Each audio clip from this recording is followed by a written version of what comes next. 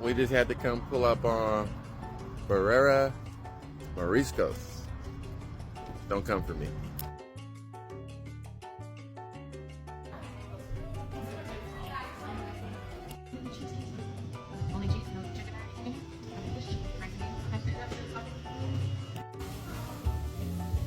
Alright, so I had a little bit of everything. I had a cheese taco, a sandwich, a torta, and the consome that came in a little bowl.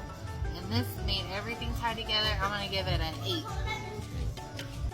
I had the torta, the quesabrirra, the margarita, what are the tacos? And some cheese tacos. I had some high expectations. The food overall was good. I rated it an 8.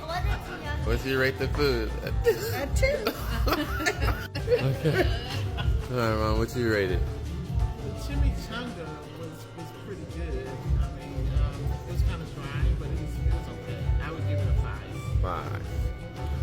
What you rate the food? I rated it 8.5. I love the quesadilla. Alright. They don't sell chips and salsa. I've never been to a Mexican restaurant that don't sell chips and salsa. A 9. A 9. What was your favorite? The quesadilla. What was the worst? Probably